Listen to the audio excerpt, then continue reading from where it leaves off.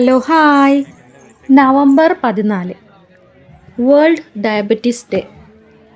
അപ്പോൾ ഇതുമായിട്ട് ബന്ധപ്പെട്ടിട്ട് നമ്മുടെ ഐലൻഡിൽ ഹെൽത്ത് സെൻ്ററിലെ ആൾക്കാരും സ്കൂളും നാട്ടുകാരും പോലീസും എല്ലാവരും കൂടി ചേർന്നിട്ട് ഒരു പരിപാടി സംഘടിപ്പിച്ചിട്ടുണ്ടായിരുന്നു, ഒരു ഓട്ട മത്സരം. അപ്പോൾ നമ്മുടെ ഐലൻഡ് ഒരു റൗണ്ട് ഓടി വരിക, ആരാണ് ഫസ്റ്റ് അവർക്ക് സമ്മാനം, ഇതായിരുന്നു പരിപാടി. അപ്പോൾ ഞങ്ങൾ ആദ്യം പോകണമെന്ന് ഉദ്ദേശിച്ചിട്ടുണ്ടായിരുന്നില്ല. സംഘടിപ്പിച്ച ടൈമെന്ന് പറഞ്ഞാൽ നല്ല വെയിലുള്ള ടൈമാണ്.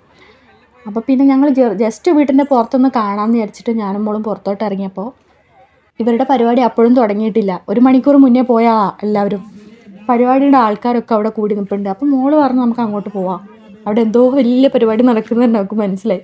അപ്പോൾ ഞങ്ങൾ ജസ്റ്റ് അങ്ങോട്ട് നടന്നു, അങ്ങനെ വീഡിയോ എടുത്തതാണ്.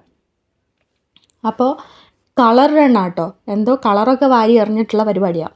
ഇവിടെ ഒരു പരിപാടി നടക്കുകയെന്ന് വെച്ചാൽ അതിവിടെ നാടിൻ്റെ ഉത്സവം പോലെയാണ്. കാരണം ഇവിടെ പ്രത്യേകിച്ചൊരു എൻ്റർടൈൻമെൻറ്റോ കാര്യങ്ങളോ പരിപാടികളോ ഒന്നുമില്ല. അതുകൊണ്ട് തന്നെ സ്കൂളിൽ എന്തെങ്കിലും ഒരു പ്രോഗ്രാം നടക്കുക, ഹോസ്പിറ്റലിലോ എന്തെങ്കിലുമൊക്കെ ഒരു ചെറിയ പ്രോഗ്രാം നടക്കുകയെന്ന് വെച്ചാൽ അത് ഈ നാട്ടുകാർ മൊത്തത്തിൽ ആഘോഷിക്കും. കാരണം അവർക്ക് കിട്ടുന്ന ചുരുക്കം ചില പരിപാടികളിൽ ഇതൊക്കെയാണ്.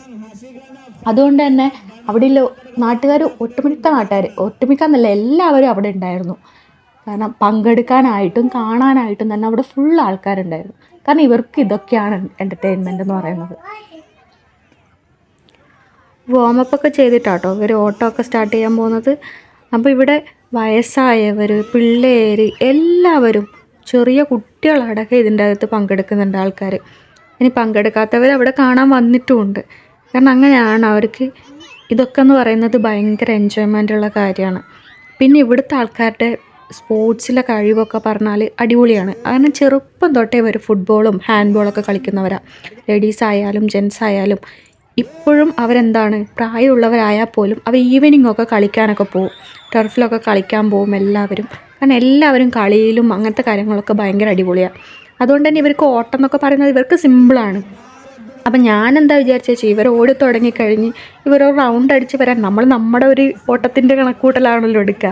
അപ്പോൾ കുറച്ച് ടൈം എടുക്കുന്നൊക്കെയാണ് എൻ്റെ മനസ്സിലുണ്ടായിരുന്നത്. അപ്പം ഞാൻ വിചാരിച്ചു എന്തായാലും ഇവർ ഓടി എത്തുമ്പോഴത്തേക്കൊരു ടൈം ആവും.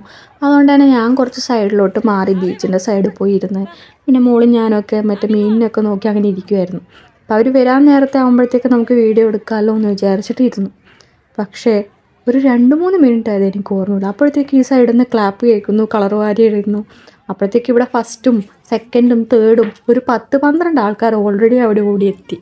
ഞാൻ അവിടെ എത്തുമ്പോഴത്തേക്ക് ഓൾറെഡി 10-20 ആൾക്കാർ അവിടെ എത്തിക്കഴിഞ്ഞു. അതായത് ഇവിടെയുള്ള ആൾക്കാർ അത്രയും ഫാസ്റ്റായി ഇങ്ങനത്തെ കാര്യങ്ങൾക്കൊക്കെ, അതായത് സ്പോർട്സും കാര്യങ്ങളൊക്കെ അവർക്കത് പുല്ല് പോലെയാണ്. അപ്പോൾ ഇതിൽ ഓടിയെത്തിയത് ഒരു പെൺകുട്ടിയാണ്, 10ാം ക്ലാസ്സിൽ പഠിക്കുന്ന ഒരു പെൺകുട്ടിയാണ് ഇത്രയും ആൾക്കാർ ഓടിയാൽ ജയിച്ചതെന്നുള്ളതാണ് ഒരത്ഭുതം. അതായത് ഇവർക്കൊക്കെ അത് എനിക്കറിയില്ല, അവർക്ക് സിമ്പിളാണ്, ഇവർക്കൊക്കെ അതൊക്കെ ഡെയിലി കളിക്കുന്നവരും ഒക്കെയാണ്, പെൺപിള്ളേരായാലും എല്ലാവരും. അപ്പോൾ അവൾ ഫസ്റ്റ് ഇവിടെ എത്തി, 10ാം ക്ലാസ് പഠിക്കുന്ന ഒരു പെൺകുട്ടിയാണ്.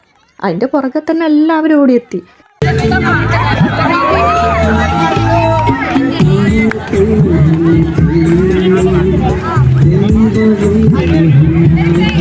പിന്നെ എല്ലാവരും എത്തിക്കഴിഞ്ഞിട്ട് പിന്നെ അവരെല്ലാവരും കൂടി കൈയൊക്കെ പിടിച്ച് നിന്ന് കഴിഞ്ഞ് വീണ്ടും ഒരു കളർ ഫോഗൊക്കെ വെച്ച് ഒരു ഷോ ഒക്കെ നടത്തിയവർ. അത് കഴിഞ്ഞ് പിന്നെ സ്പീച്ചൊക്കെ തുടങ്ങി കേട്ടോ. അതായത് എന്തൊക്കെയോ, കാരണം ഇവിടുത്തെ ഭാഷ നമുക്ക് പിടിച്ചെടുക്കാൻ ഇച്ചിരി പാടാണ്. അതായത് എനിക്കാണെങ്കിൽ ഇപ്പോഴും ഒന്നും അറിയില്ല, 1 വർഷമായി ഞാനിവിടെ വന്നിട്ട്. പക്ഷേ എനിക്കിപ്പോഴും ഇവരെന്തെങ്കിലുമൊക്കെ സംസാരിച്ചാൽ ഞാനിങ്ങനെ അട്ടം നോക്കി നിൽക്കും. അതാണ് അവസ്ഥ. കാരണം ഇവരാണെങ്കിൽ നമുക്ക് നേരത്തെ ഈ ഭാഷ അറിയുന്ന പോലെ ഇവർ ഞങ്ങളുടെ അടുത്ത് സംസാരിക്കുക, നിർത്താണ്ട് അതും നോൺ സ്റ്റോപ്പായിട്ട് സ്പീഡ് സംസാരിക്കും. ശരിക്കും ഞങ്ങളൊക്കെ കുടുങ്ങിപ്പോവും അങ്ങനെ സംസാരിച്ച് കഴിഞ്ഞാൽ. ഒന്നും മനസ്സിലാവില്ല. അതായത് ഒരു വേർഡ് പോലും നമ്മളായിട്ടൊരു സാമ്യം എനിക്ക് ഇതുവരെ തോന്നിയിട്ടില്ല. അപ്പോൾ തന്നെ ഈ സ്പീച്ചും കാര്യങ്ങളൊക്കെ നടക്കുമ്പോൾ വെച്ചാൽ നമുക്കൊന്നും മനസ്സിലാവില്ല, നമ്മൾ വെറുതെ നിൽക്കാന്നേ ഉള്ളൂ. പിന്നെ നല്ല വെയിലും ഒക്കെ ആയതുകൊണ്ട് തന്നെ ഞാൻ ഈ സ്പീച്ചൊക്കെ തുടങ്ങുമ്പോൾ തന്നെ ഞാൻ മെല്ലെ മോളെയും വിളിച്ച് അവിടെ നിന്ന് മുങ്ങി.